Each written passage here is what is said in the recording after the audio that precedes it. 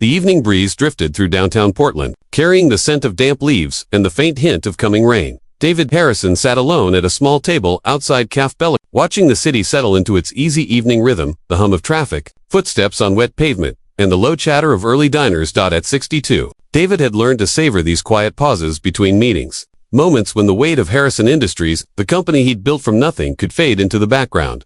His pasta sat half-eaten, the steam long gone. Lately, his appetite had followed his energy, both dulled by endless business dinners and the quiet ache of grief that still visited him. 2 years after Patricia's passing, he glanced at his watch, a vintage Rolex, a gift from her on their 25th anniversary. The board meeting wasn't until morning, and the thought of returning to an empty hotel room didn't appeal. So, he lingered, finding small comfort in simply observing life flow by. That's when he noticed her.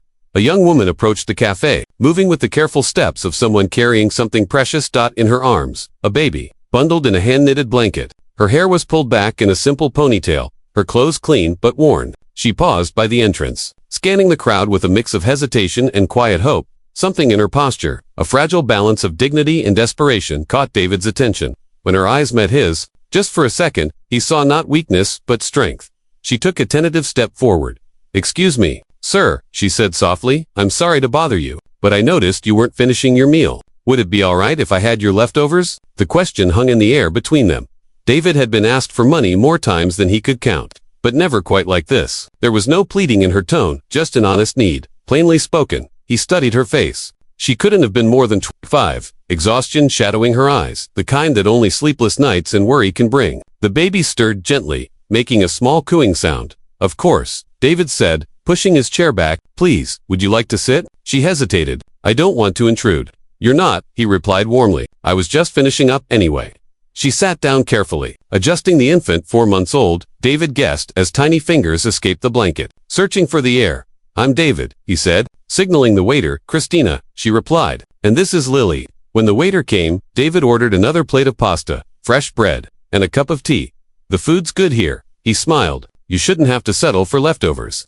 Christina blinked back, sudden tears. "You don't have to do that. I didn't mean, I know," he said gently, "but I'd like to." As they waited, Christina shared pieces of her story. She'd come to Portland 6 months earlier, escaping an abusive relationship, found a job at a diner, then lost it when the place suddenly closed. Since then, she'd been staying at a women's shelter waiting for a spot in a longer-term program. She had a job interview tomorrow, she said, housekeeping at a hotel downtown. "It's not much, but it's something." David listened quietly, thinking of his own daughter, Sarah, now living in Seattle with 2 kids of her own. What if it had been her sitting across from a stranger, asking for help? When the meal arrived, Christina ate slowly, grateful and careful, one hand always resting near Lily. David realized how many elegant dinners he'd attended that meant nothing, and how meaningful this simple one had become. "How old is Lily?" he asked.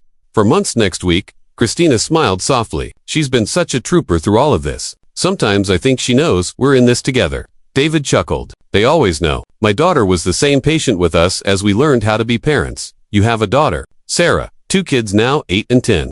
He showed her a photo on his phone. "Time flies. One day it's sleepless nights and baby bottles, the next, school plays and college applications."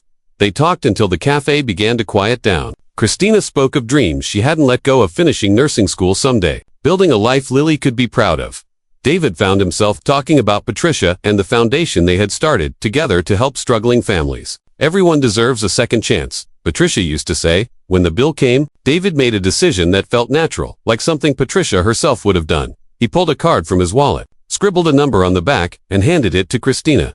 "Call this number tomorrow morning," he said. "Ask for Helen Martinez. She runs our family assistance program."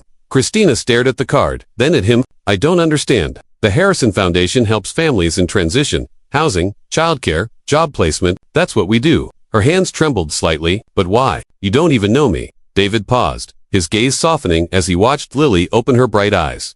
"Because once, someone helped me. 35 years ago. Patricia and I were young, broke, and scared. Sarah was just a baby. A man named Mr. Kowalski gave me a job when no one else would. He believed in me before I did, and I've never forgotten that." Tears welled in Christina's eyes. "Just promise me you'll call Helen," David said. "I will," she whispered. "Thank you." As they stood to part, David noticed the tenderness in the way Christina held her child, the quiet power of love that survives even the hardest storms. "That interview tomorrow," he said. "What time?" 10 o'clock, Marriott, downtown.